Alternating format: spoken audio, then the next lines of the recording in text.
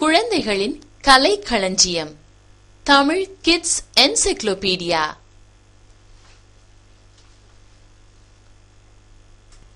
நம்மை சுற்றி வீடு, மனிதன், பறக்காத ஆனால் நீந்தும் கடற்பறவை, மயில், பழங்கள், ஒட்டகம், குரங்கு, பந்து, பம்பரம், கத்தரி, விளக்கு, கட்டில், தொலைக்காட்சி, புத்தகம், வௌவால், புலி, நாய், ரோஜாப்பூ, கார், பிரமிட், விமானம், கடிகாரம்.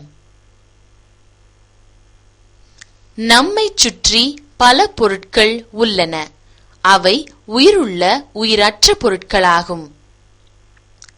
விலங்குகள்: சிங்கம், புலி, சிறுத்தை, கங்காரு, ஒட்டகச்சிவிங்கி, நரி, வரிக்குதிரை, மான், நீர் யானை, மனிதக் குரங்கு.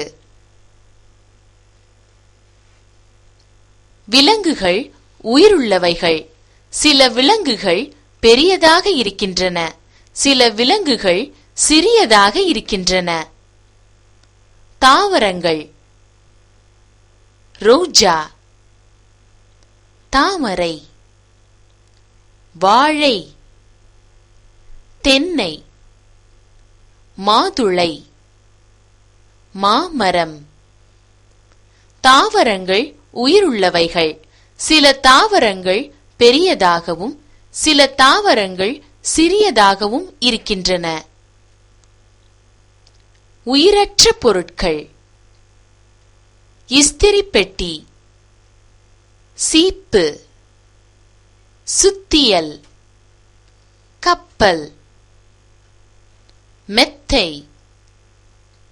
நாற்காலி, பென்சில், உலக உருண்டை. உயிரற்ற பொருட்களுக்கு வாழ்க்கை கிடையாது. இவைகள் தானாக இயங்காது. இவைகள் வளராது.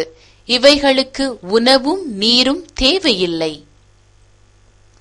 உயிருள்ளவைகள் உணவையும் நீரையும் எடுத்துக்கொள்கின்றன.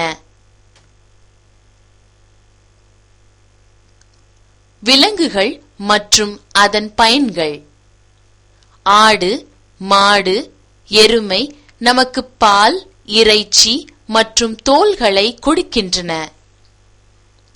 செம்மறி ஆடு நமக்கு கம்பளியை கொடுக்கின்றது. தேனீக்கள் நமக்கு தேனை தருகின்றன. பட்டுப்பூச்சியிலிருந்து நாம் பட்டை பெறுகிறோம். ஒட்டகம் சுமைகளை சுமந்து செல்கின்றது. காளை சுமைகளை இழுத்துச் செல்கிறது. காளைகள் வயல்களை உழுவதற்கு பயன்படுகின்றன. காட்டு விலங்குகள்: நம்மை சுற்றியுள்ள விலங்குகள். காட்டு விலங்குகள்: சிங்கம், மான், புலி, ஓநாய், முள்ளம்பன்றி, வாலில்லா குரங்கு. சில விலங்குகள் காட்டில் வாழ்கின்றன. இவைகளை காட்டு விலங்குகள் என்று அழைக்கின்றோம். மிருக காட்சி சாலையில் இந்த மிருகங்களை பார்க்கலாம். வீட்டு விலங்குகள்: சேவல், வாத்து, எருமை, பசு, கழுதை, ஆடு. சில விலங்குகள் நமக்கு பயனுள்ளவையாக இருக்கின்றன. இவைகளை நாம் வீட்டில் வளர்க்கின்றோம். ஆகையால் இதனை வீட்டு விலங்குகள் என்று அழைக்கின்றோம். செல்லப்பிராணிகள்: கிளி, பூனை, நாய், முயல். நாய்க்குட்டி.